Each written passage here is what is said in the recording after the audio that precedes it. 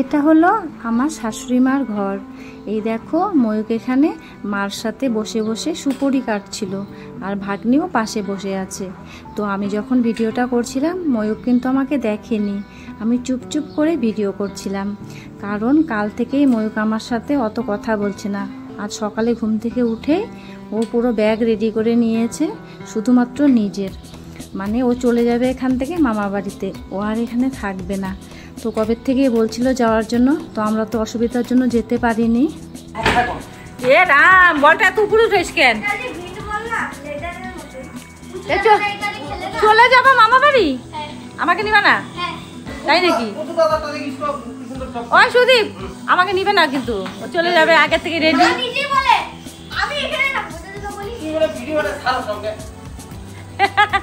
Video করতেছি রে সুদীপ। মামা বাড়িতে যাওয়ার জন্য আমার ছেলে ব্যস্ত হয়ে গেছে। যাবো তো, ওই এখন রান্না করতে হবে না? বৌমাদি চলে গেল।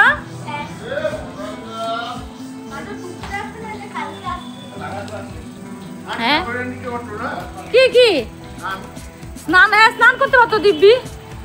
আমি সাদের কাপড়গুলো ঠিক করে দেই, উল্টা দিই। চলো আজকে তোমাদের আমাদের ছাদটা দেখাবো।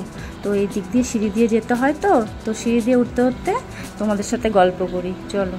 তো দেখো 12টার মতো বেজে গেছে। ময়ূক তো ইচ্ছে করলে স্নান করে যেতে পারতো, তাই না? কিন্তু ও স্নান করবে না, এভাবেই চলে যাবে। মানে সকাল থেকে মামাকে এত ফোন করছিল, মামাকে খুব একদম বিরক্ত করছিল, কখন আসবা নিতে, কখন আসবা। তো মামা বাধ্য হয়ে কিন্তু এই টাইমে চলে আসলো। মামারও বাড়িতে অনেক কাজ ছিল, সেই কাজ ফেলে রেখে ভাগনাকে নিতে চলে এসেছে। আর এই দেখো ছাদ ভর্তি কিন্তু পুরো জামা কাপড়। কারণ বর্দি যে মায়াপুরে গেছিলো, ওই জামা কাপড়গুলো ধুতে পারিনি, কারণ বৃষ্টি ছিল তো কয়েকদিন থেকে। তো আজকে একটু সকাল সকাল রোদ উঠেছে বলে বর্দি সকালবেলায় সব জামা কাপড় ধুয়ে ফেলেছে, আর এই জন্য ছাদটাও কিন্তু ভরে গেছে। আমিও জামা কাপড় ধুয়েছি, ওগুলোও এদিকে মেলে দিয়েছি। আর এদিকে দেখো বন্ধুরা, এই যে বাড়িটা দেখতে পাচ্ছ, এটা কিন্তু আমার 3 নম্বর ভাসুরের বাড়ি, আর পাশের জায়গাটাও কিন্তু আমাদের। তো বাড়িটা পুরোটা কমপ্লিট হয়নি, ওপরটা কমপ্লিট হয়ে গেছে, তার জন্য কিন্তু ওরা এখন ও বাড়িতেই থাকে, তো নিচতলাটা কমপ্লিট হয়নি। আর এদিকে যে দেখতে পাচ্ছ সোজা এই বাড়িটা, এটা কিন্তু আমার মাসি শাশুড়ির বাড়ি। তো যখন ভিডিওটা করছিলাম তখন কিন্তু মাসি শাশুড়ি আমাদের মধ্যে বেঁচে ছিল, আর এখন জানো তো মাসি শাশুড়ি আমাদের মধ্যে নেই। কয়েকদিন হয়েছে মাসি শাশুড়ি আমাদের ছেড়ে চলে গেছে। তো খারাপ লাগছে। মাসি শাশুড়িকেও একটুকুও মানে ভিডিওতে আমি দেখাতে পারবো না তোমাদেরকে, কারণ ভিডিও করিনি, আর আমার সাথে একদিনই দেখা হয়েছিল। গল্প করতে করতে দেখো সব জামা কাপড় নিয়ে চলে এলাম। আর এই দেখো এদিকে আমাদের পেঁপে গাছটা কিন্তু খুবই খারাপ, মানে একদম বেঁকে গেছে। তো গাছে যে পেঁপেগুলো হয় না, দেখো মোটামুটি বড় হয়েছে, আর এত খেতে টেস্টি পেঁপেগুলো কি বলবো। তো একটা আমরা এর আগের দিন খেয়ে নিয়েছি, আর কিন্তু 2টো আছে, আর ছোট ছোট পেঁপে আছে। তো চলে এলাম ছাদ থেকে নিচে। দেখো আমার ছেলে চলে যাচ্ছে। এখানে পিছনে আছে সুদীপ, এটা আমার একটা ভাগনা হয়, আর যে বাইক চালাচ্ছে সেটা কিন্তু আমার ভাই। তো ওরা এখন চলে যাচ্ছে মামা বাড়িতে, আর সাথে কিন্তু ব্যাটও নিয়ে নিয়েছে, ব্যাট বল সব। ও এখানে এসে ব্যাট বল কিনে দিয়েছিলাম ওকে, যদি এই ব্যাট বলটা খেলে ওর মনটা ভালো লাগে। কিন্তু না, তবু ওর মন মানছে না, ও চলে যাবে মামা বাড়িতে, এখানে থাকবে না। ময়ূকবাবু খুশি হয়ে যাচ্ছে, এখন চলে যাচ্ছে। তো আমি তো গেলাম না, আমি এখানেই রয়ে গেলাম। তো যাক, ওর যেহেতু মন মানছে না এখানে। দেখো 2টো ভাগ্নেও কিন্তু আছে, তবুও থাকবে না এখানে। তো কি আর করার আছে, যেতে যখন চাইছে তো যাক মামার সাথে। তো বলে দিলাম ওখানে গিয়ে তাড়াতাড়ি স্নান টান করে নিও।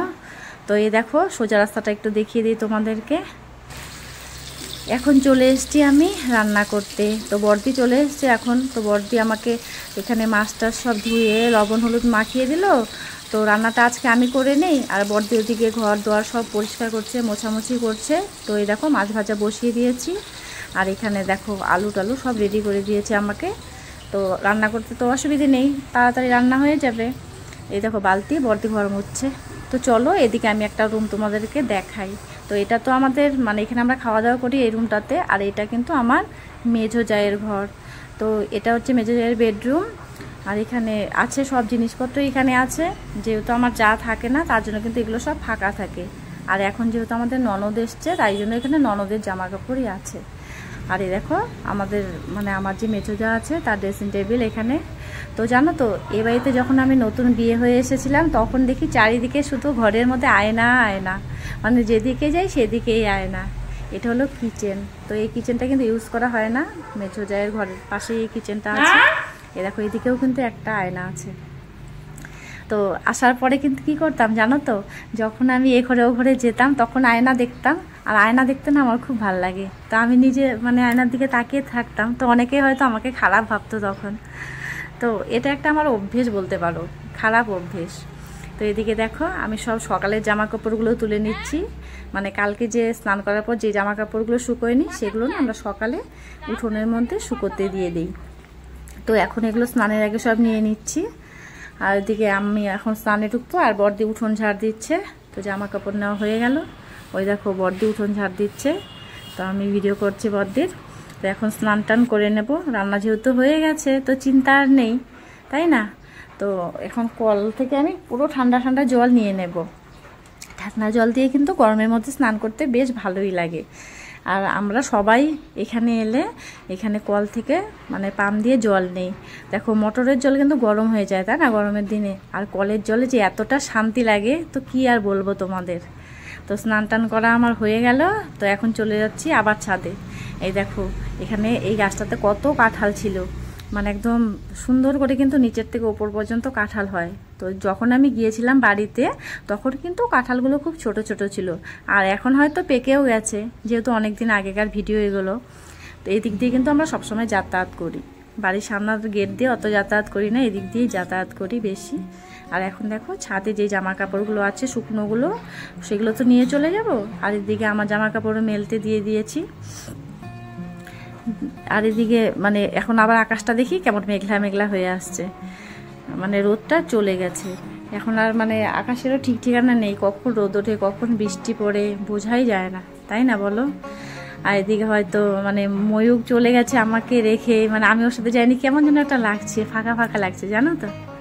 তো এখন বিকেলবেলায় দেখছি বড়দি এখানে ওর যে জামা কাপড়গুলো আছে সেগুলো নিয়ে যাচ্ছে। দেখো ব্যাগটাকেও নিয়ে যাচ্ছে, সব শুকিয়ে গেছে। তো বিকেলে কিন্তু আমিও এসেছিলাম, দুজনে মিলে এসেছিলাম। আর এখন জানো তো ছাদে গেলে একটু বেশিক্ষণ সময় লাগে, কারণ একটু একটু করে ভিডিও করি ওখানে। আর এখন সন্ধে হয়ে গেছে, সন্ধে মোটামুটি এখন 6টার বেশি হয়ে গেছে। তো দেখো আমি এখন চলে যাচ্ছি রেডি হয়ে আমাদের বাবার বাড়িতে। তো আমি আজকে যাব, ময়ূকের বাবা যাবে না। তো আমাকে স্ট্যান্ড পর্যন্ত দিয়ে আসবে। তো আমি একাই যাচ্ছি। এই দেখো বাসে করে যাচ্ছি। তো অনেক দিন পর বাসের জার্নি করব আজকে। মানে কি বলবো তোমাদেরকে, বাসে আমার অতটা জার্নি করা হয় না। যে বাসটাতে উঠেছিলাম সেখানে কিন্তু সব জেন্টস, লেডিস নেই, আমি একাই ছিলাম। আর রাতের বেলা তো আমি কখনো কিন্তু যাই না, আজকেই হঠাৎ রাতের বেলা যাচ্ছি মানে বাসে করে। তো পৌঁছেও গেলাম বাড়িতে। আর এখন দেখো দুই ভাই মিলে কি খাচ্ছে, ওরা নাকি মিল্কশেক খাচ্ছে এখানে, মানে চকলেট দিয়ে আর কি দুধ মিলিয়ে খাচ্ছে দুজনে মিলে, খুব নাকি টেস্টি। মানে আমি যে গেছি বাড়িতে ময়ূক একটুকু খুশি হয়নি, ভাবছে আবার হয়তো আমি ওকে নিয়ে চলে আসব, তাই জন্য মানে আমি যাওয়াতে ওর মনে অতটা খুশি নেই। দেখো কত কিছু মানে সে করছে ভঙ্গিমা ওর। তো এদিকে আমার যে ভাগনা আছে সেও কিন্তু হাসছে। তো মার সাথে গল্প করছিলাম যে যখন নাকি বাসের থেকে নেমে টোটোতে আসছিলাম তখন আমার ব্যাগটা একদম মানে খোলা ছিল, হয়তো জামা কাপড় সব রাস্তায় পড়ে যেত, আমি বুঝতেই পারিনি, জানো তো। আর এদিকে না আজকে তোমাদেরকে একটা আমার বান্ধবীকে দেখাবো, আমাদের মধ্যে আমি সুপর্ণা, তাদের মধ্যে একটা বান্ধবী আছে, ওকেও দেখাবো। আজ ও মানে এসেছে এখানে, ওরও বিয়ে হয়ে গেছে, ও বাবার বাড়িতে এসেছে। তো ওকে আমি ফোন করে দিয়েছি আসার জন্য, তো এখনই চলে আসবে। এই দেখো চলে এসেছে আমার বান্ধবী। তো একটু বৃষ্টি বৃষ্টি ছিল দেখে দেখো ও কিন্তু পুরো চাদর পরে নিয়েছে। তো ওকে দেখে আমি হাসছিলামও, বলছিলাম তোর কি এত ঠান্ডা লেগে গেছে যে তুই চাদর পরে নিয়েছিস। আর ও মানে অনেক মানে বলছে যে মানে ও নাকি উৎসবে গেছিলো, বসন্ত উৎসবে, তো ওখান থেকে আসার পরে স্নান টান করে তারপরে মানে রেডি হয়ে এখানে তারপরে আসলো খাওয়া দাওয়া করে, মানে দেরি হয়ে গেছিলো। তাই অনেক গল্প করছিলাম দুজনে। আর মামনের সাথে আমার আগের থেকে এর কন্ট্রাক্ট ছিল, যখন আমি অরুণাচলে ছিলাম তখনই ওর সাথে ফোনে কথা বলেছিলাম যে আমি যখন যাব তুইও কিন্তু তখন আসবি, কারণ ওরও তো মেয়ে আছে, ওর মেয়ের স্কুল আর আমার ছেলের স্কুল কিন্তু একই সাথে বন্ধ থাকে। এই কথাটা আবার আমি বলিনি সুপর্ণাকে যে মামনও আসবে একই সময়ে আমি যখন আসবো, কারণ দুজনের তো একই টাইমে ছুটি, তো বেশ ভালোই লাগে। আর এখানে দেখো আমার ভাস্তাও এসেছে, ভাস্তি সবাই এসেছে। তো আমার বাবা মেলাতে গিয়েছিল, তো মেলার থেকে দেখো এই যে 3 টাকা যে টিকিট কাটে, সেই টিকিট কাটাতে কিন্তু এই হাঁড়িটা পেয়েছে। তার জন্য সবাই মিলে খুব মানে আনন্দে কি বলবো আত্মহারা হয়ে গেছে। দেখো কি করছে সবাই মিলে, মানে এই হাঁড়িটা নিয়ে ভালোই লাগছে। কিন্তু তো তোকে আমি তো 10টার সময় ফোন করে বললাম, 10টার সময় তখন স্নান করে রেডি হয়ে হ্যাঁ খাওয়াটা তারপরে যাওয়া যায়, তুই বল। যাওয়া যায়। আমি তো বললাম তখন যদি রেডি হইতি যেতে পারতি কিনা বল তুই আমাকে।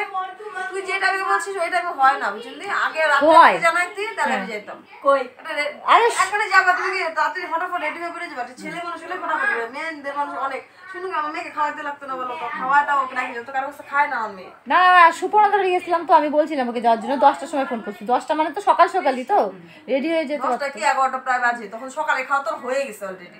নিশ্চয়ই ঘুম থেকে তখন উঠছিলি, হ্যাঁ ঘুম থেকে তখন। তাহলে রেডি হয়ে যাওয়া কোনো ব্যাপারই না। আগে বলতে যাইতে রেডি বের হইতে তো 2 ঘন্টা, যাইতে তার আধা ঘন্টা, তো কত টাইম চলে গেল, কতটুকু টাইম পাবো ওর বাড়ি থেকে আমি? এটা আগের দিনই বলতে লাগতো। ঠিক আছে ঠিক আছে, আমার আগে ফোন করে ওই যার সময় ফোন মানে তো আমার ওই অরুণাচল থেকে ফোন করছে, আমি ওরে ফোন করছি। বলে বাবা ফোন করিস গিয়ে দেখা করিস, আসলাম নাই। তুই জানিস না আমার মোবাইলের সমস্যা, জানিস কি না? পরে বলছিস।